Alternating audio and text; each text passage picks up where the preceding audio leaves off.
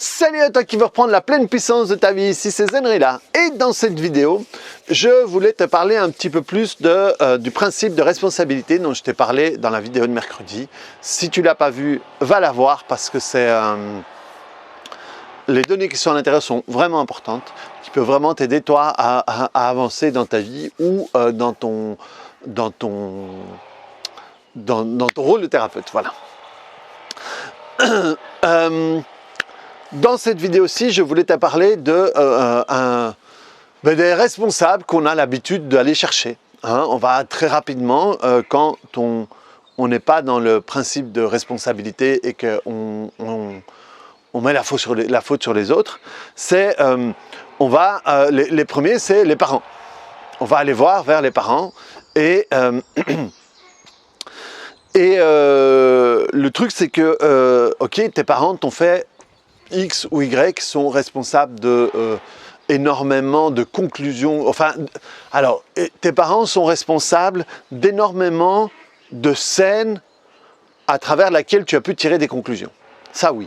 Et ben voilà, comme je te l'ai dit dans la vidéo passée, tu n'es pas responsable de ce qui est arrivé, mais tu es responsable de la conclusion que tu as tirée par rapport à tout ça. Ça veut dire que voilà, il t'a frappé, il t'a enfermé dans une armoire, il t'a rabaissé, il t'a touché où il ne devait pas te toucher, etc., etc., etc. Et le truc, c'est qu'il y a une métaphore que j'ai utilisée plusieurs fois dans mes vidéos, c'est que la faute qu'on met aux autres, c'est comme tous les aliments, ça a une date de péremption. Et c'est important que tu arrives à la fin de la date de péremption de ça. Il y a un cas dans ma carrière auquel j'ai vraiment pu... J'ai pas pu l'aider, mais vraiment, je me suis senti impuissant. J'ai même voulu arrêter les séances, mais j'ai eu très peur qu'il se suicide, en fait. Et c'est pour ça que j'ai pas arrêté. J'ai essayé de le rediriger vers d'autres personnes pour qu'il essaye d'autres trucs, parce que je lui disais, mais ce que je fais ne fonctionne pas. Voilà, le travail qu'on fait ne vous fait pas avancer. Et c'était un monsieur qui devait avoir... à mon avis, pas loin de la soixantaine, entre 55 et 60 ans. Et je ne parvenais pas à le faire démordre de la culpabilité qu'il mettait sur ce que sa mère lui avait fait. Et j'ai beaucoup appris, j'ai beaucoup appris avec lui parce que j'ai inventé des trucs, j'ai testé des machins. J'ai vraiment, on apprend beaucoup plus des cas difficiles que des cas faciles. Et donc, je le remercie pour ça. Je ne pense pas qu'il regarde encore mes vidéos, mais si vous regardez mes vidéos, je vous remercie pour ça. Et, mais le truc, c'est qu'il avait, voilà, admettons 55 ans, ça va quoi. À un moment, il faut pouvoir lâcher ça. Il faut pouvoir lâcher la culpabilité qu'on met. Mais non, je ne peux pas aller mieux parce qu'elle m'a fait ça. Et tant que je n'aurai pas la réponse, je ne pourrai pas aller mieux. Et là, on est dans le modèle bas du monde, on est dans le modèle victime. Si je suis comme ça, c'est à cause de l'autre. Et surtout dans l'envie de ne pas lâcher ça. L'envie que l'autre vienne, s'excuse, donne des explications. Et si je n'ai pas ça, je n'irai pas mieux. Et là, on est en plein dans ce que je vous disais. On est responsable de notre état émotionnel actuel. Ce monsieur était responsable parce qu'il ne voulait pas, s'il n'obtenait pas quelque chose. Donc il se comportait comme un enfant, sans le vouloir, mais c'est un caprice, quoi. Ah non, si j'ai pas ça, non. Sauf que le problème, c'était sa branche qui sciait.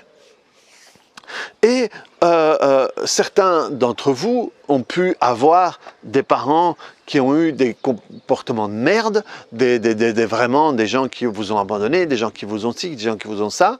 Et le but n'est absolument pas de diminuer ce qu'eux ont fait, de les excuser ou quoi. Le but, c'est de s'en foutre. C'est « Ok, ils m'ont fait ça, mais aujourd'hui, qu'est-ce que moi, je peux faire pour moi ?» Ce que moi, je peux faire pour moi, c'est accepter que la date de péremption est passée. Et que maintenant, c'est ma responsabilité. Ma responsabilité, c'est quoi? C'est quelle est la conclusion que j'ai mise quand ma mère m'a abandonné? Quelle est la conclusion que j'ai mise quand mes parents se sont divorcés et qu'ils ont dit que c'était à cause de moi? Quelle est la conclusion que j'ai mise en place quand mon père me frappait avec la ceinture? Quelle est la conclusion quand mon père n'était pas présent à mes matchs de football? Voilà. Le truc, il est là. Le truc, il est là. C'est pouvoir travailler sur la conclusion que j'ai tirée à chaque fois de ces événements. Et quand on est parent et qu'on a eu des enfants comme ça, on va vouloir, si on n'a pas travaillé sur les conclusions, vouloir éviter à nos enfants de vivre ce que nous, on a vécu. Et donc, on va leur donner ce que nous, on a la sensation d'avoir manqué à ce moment-là. Sauf que mon enfant, il n'est pas en train de vivre ce que moi j'ai vécu, vu que moi je ne suis pas mes parents. La seule manière pour que lui vive ce que moi j'ai vécu, c'est que je me comporte comme mon père ou ma mère. Et si je me comporte comme mon père ou ma mère, je ne serai pas capable de lui donner ce que moi j'avais besoin d'avoir à ce moment-là, vu que je me comporte comme mon père et ma mère. J'espère que vous m'avez suivi, ou sinon... revenez en arrière 45 secondes et réécoutez-le parce que je ne suis pas sûr que je vais pouvoir le refaire. Et donc, nous, quand on est parents, chers parents, maintenant je m'adresse à vous, un truc, ne dites plus jamais à vos enfants, c'est soit un bon petit garçon, soit une bonne petite fille. Ça, c'est enlever ces mots de votre vocabulaire.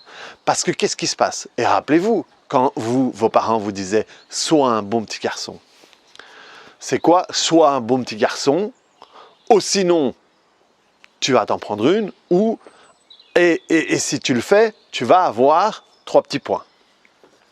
Mais en réalité, c'est « sois un bon petit garçon, ou sinon, je te retire mon amour », sois un bon petit garçon, et tu auras mon amour. Ça veut dire que quand moi je suis ici au milieu, j'ai pas droit à l'amour. Il faut que je puisse faire quelque chose pour pouvoir le garder ou l'avoir. Ça veut dire que je ne suis pas, comment est-ce qu'on dit, que je ne le mérite pas par défaut, quoi. Que par défaut, je ne mérite pas d'avoir cet amour. Et à partir de là, on va avoir des enfants qui vont se dire, ok, pour être aimé, je dois faire. Et si je ne fais pas, je n'aurai pas. Et à partir de là, où on aura des gens qui seront tout le temps dans le truc de faire, ou seront des gens qui seront dans le drama, pour pouvoir mettre en place une situation, pour être aimé quand même. Et surtout, c'est le truc, c'est que de toute façon, si je ne fais rien, je ne suis pas aimable. Donc, retirez de votre vocabulaire et surtout ne commencez pas à vous bouffer le fion si, parce que déjà c'est pas facile, mais si vous l'avez fait dans votre vie, c'est juste, voilà. Tu sais, il y a un truc de nouveau, ça j'avais fait une vidéo là-dessus, il y a 2 mots que je trouve qui vont pas ensemble, c'est l'amour inconditionnel. L'amour inconditionnel, pour moi, ça va pas ensemble, quoi. Ça ne va pas ensemble parce que l'opposé, c'est quoi? C'est l'amour à condition. De l'amour à condition, c'est pas de l'amour, bordel de merde. C'est un contrat, c'est un avantage, c'est une cohabitation, j'en sais rien. Mais c'est pas de l'amour, bordel. Je t'aime seulement si tu fais ça. Mais va te faire enculer. Mets-toi l'amour où le soleil ne brille pas. Mais viens pas m'emmerder avec ça. C'est quoi ce truc de merde, quoi? L'amour inconditionnel, c'est voilà. L'amour inconditionnel, c'est quoi? C'est la manière dont on a pu insulter les mères de terroristes qui pleuraient parce que leur enfant était mort, la mère de Pablo Escobar qui pleurait à la télé parce que son fils était mort et que tout le monde lui crachait dessus. Hein, en disant, mais enfin, comment est-ce que vous pouvez... Mais non, ça c'est de l'amour inconditionnel, c'est de l'amour de parents. Moi j'aime mon fils, j'aime mon enfant parce que c'est lui, parce que c'est ma chair. c'est de l'amour inconditionnel. C'est pas parce que tu es bien, c'est pas parce que tu n'es pas bien. Ça veut pas dire que je peux pas te conseiller, que je peux pas t'engueuler, que je peux pas, je sais pas moi, n'importe quoi. Mais je l'aime, bordel. Mon fils, je l'aime quand il est gentil, je l'aime quand il joue, je l'aime quand il chie, je l'aime quand il fait une crise, je l'aime quand il se comporte mal, je l'aime déjà quand il va m'insulter, quand il sera en pleine crise d'adolescence et qu'il me traitera de vieux con ou n'importe quoi, je l'aime déjà à ce moment-là. Parce que je ne l'aime pas seulement s'il se comporte comme moi, qui sais tout, crois qu'il devrait se comporter. Fuck that. Excusez-moi, hein, mais il faut que ça sorte. C'est...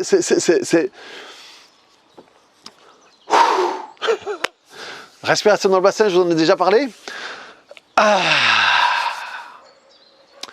Alors pourquoi je réagis comme ça, mes amis? J'ai eu tellement de clients sur lesquels j'ai dû travailler pour ce genre de choses.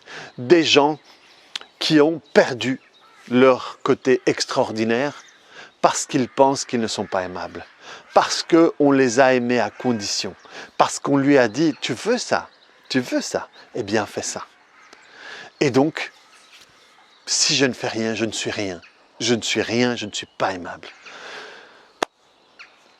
Et ça, de nouveau, si tu as des parents qui t'ont fait ça, ce n'est pas à eux à le régler. C'est ta responsabilité de travailler là-dessus pour redevenir aimable, pour redevenir extraordinaire, pour redevenir un putain de soleil sans rien en avoir à foutre des nuages. Le soleil, si tu as déjà pris l'avion, s'il fait dégueulasse, s'il y a une tornade, s'il y a un tourbillon, s'il y a un twister ici dans mon étang, tu prends un avion, tu passes au-dessus des nuages, le soleil, il brille quand même. Le soleil n'en a rien à foutre de ce qui vient de se mettre devant lui, il brille quand même, bordel. Eh bien, tu es extraordinaire, quand même. Quel que soit le truc qui arrive, quel que soit le truc qu'on te dise, tu es quand même putain d'extraordinaire. Reviens là-dessus. Reviens sur le grandiose que tu es. Reviens sur le diamant que tu es. Reviens sur le putain de soleil que tu es. Ça, c'est ta responsabilité.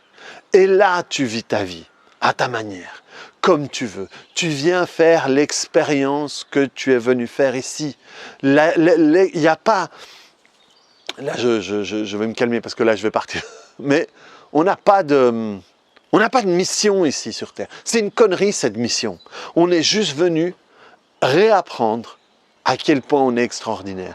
C'est l'unique... C'est l'unique, en tout cas c'est ma croyance pour le moment, hein. Je peux peut-être changer, mais c'est l'unique truc qu'on est venu apprendre ici. L'âme, elle s'est matérialisée ici pour ça. Pour que tu te reconnectes au fait que tu es ça. Et ça, c'est ta responsabilité. Quel que soit le truc que t'ont fait tes parents. Moi, j'ai dû travailler parce que j'ai été trop aimé. J'ai tellement été aimé que, à un moment... ben voilà, j'avais pas de jus, quoi. J'avais pas de jus, j'avais pas de jus. À quoi bon? À quoi bon? De toute façon, je suis aimé. Et finalement, cet amour m'a rendu invisible. Et j'ai dû, moi, travailler sur moi. Et par exemple, là, ce serait injuste que j'en veuille à ma mère d'avoir fait ça. Parce qu'elle l'a fait avec toutes les meilleures intentions du monde.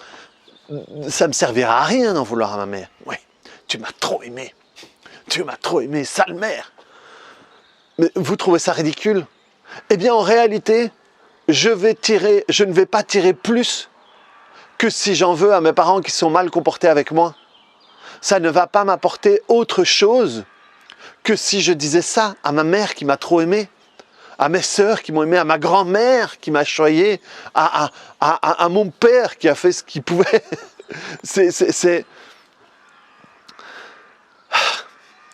On en revient sur le principe de responsabilité.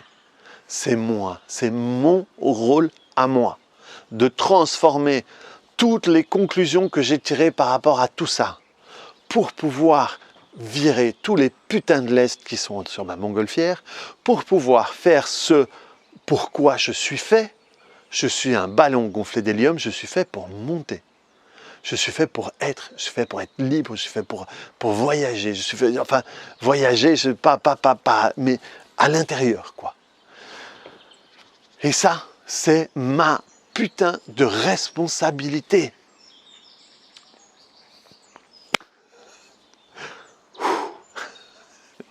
Donc voilà, monsieur, madame, c'est vraiment ce travail-là que tu dois faire. Enfin non, c'est pas que tu dois le faire. C'est ce travail que je te conseille de faire parce qu'il est génial, quoi. Il n'y a pas d'autre mot, c'est super gai, c'est super agréable.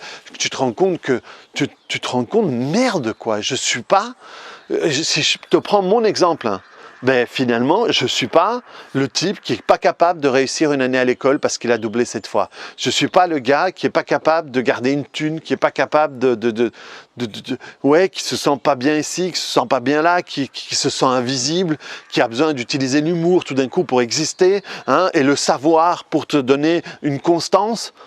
Ben au fait, je suis pas ça. Et je ne suis pas le gars qui a 6 mois, 1 an, qui parvient quand même à faire ce qu'il voulait, qui parvient à se faire un petit nom, mais qui est quand même, malgré tout, parvient encore à générer des problèmes d'argent. Et par rapport à ça, se sent mal. Je ne suis pas ça. Je ne suis pas le gars qui aujourd'hui fait des séances, gagne très bien sa vie, je ne sais pas moi, je ne suis pas ça. Je suis ce que je veux. Je suis ce que je décide d'être. Parce que voilà, aujourd'hui, je me rends compte que le truc d'aujourd'hui, ben voilà, je vais aller plus loin.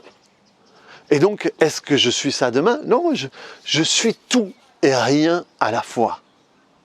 Je suis le conférencier le plus génial du monde, comme le type qui est pas capable de parler devant son miroir. Je suis tout à la fois. Je suis tout à la fois. C'est ça qui est génial. Et quand tu t'en rends compte, tu te rends compte de ton pouvoir, de ta puissance, bordel. De ta puissance de pouvoir matérialiser ce que tu veux dans ta putain de vie. Parce que c'est ta vie. Tu en fais ce que tu veux. Tu n'es plus obligé d'être limité par tes croyances que tu as tirées par rapport aux événements et aux conclusions que tu as tirées par rapport à tout ça. Non, ce n'est pas ça. Ce n'est pas ça. C'est bien plus que ça. Mais pour ça, tu dois passer par la responsabilité. L'état où je suis maintenant, quel que soit l'état, amoureux, amical, familial, professionnel, sexuel, tout ce que tu veux, c'est ma responsabilité. C'est parce que à l'intérieur de moi, dans cette sphère-là, je fais quelque chose convenablement pour générer exactement ça à la ligne près. Et si je change quelque chose là-dedans, je vais générer autre chose exactement à la ligne près. Et etc., etc., etc., etc. Et ça dans toutes les sphères de ma vie. Qui est coronavirus, qui est ci, qui est ça, ça ne change rien. Parce que ta vie, tu en fais ce que tu veux, quelles que soient les circonstances extérieures. Reprends la pleine puissance de ta vie. Clique sur le bouton j'aime, mets-moi des commentaires et viens me voir sur Telegram. Si tu aimes ce contenu, si tu aimes ce truc, viens voir sur Telegram, je me lâche encore plus. Donc voilà, reprends la pleine puissance de ta vie et on se voit la semaine prochaine sur d'autres vidéos. Bonne année!